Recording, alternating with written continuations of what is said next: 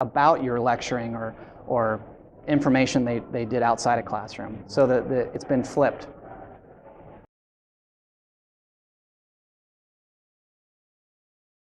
Yeah, in regards to competency-based education and online education, online education, when it first started, it opened up education for those that didn't have access to the traditional environment. Typically, we're talking about a younger student that can take 3 or 4 years out of their life and participate in a classroom environment. Online education opened up that classroom environment to people outside of that realm. Working class individuals, single mothers, people that live in a rural setting that couldn't afford to come in for whatever reason.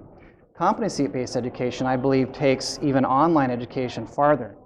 Competency-based education brings in the time factor, and it enhances the time factor a bit on that.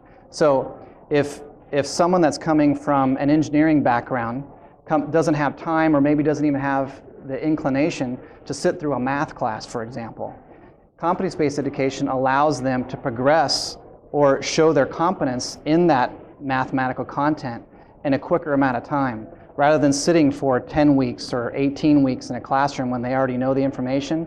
They can display their competence. So in the end, online education and competency-based education together helps them save money and provides access to this education that didn't exist before. I think competency-based education enhances online education. I think it works well with online education, but a traditional program can be competency-based as well.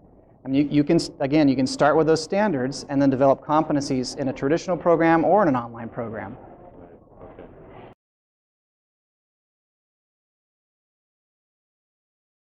Yeah, the completion rates are very similar, if not better.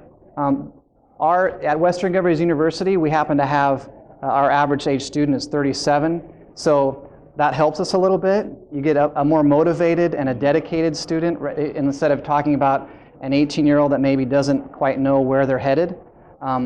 It means more to them.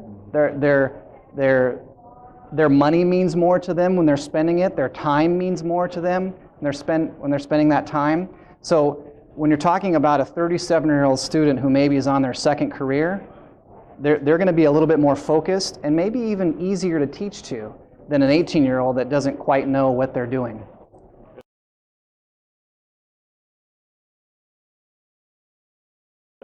My background's in teacher ed. When I came to Western Governors University, I actually came as a faculty member. Then I became a department chair and developed the online programs, competency-based online programs. And now I moved into the accreditation piece and compliance piece.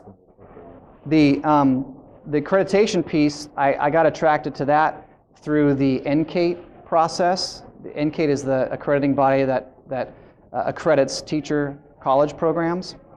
I was at the spearhead of that for Western Governors.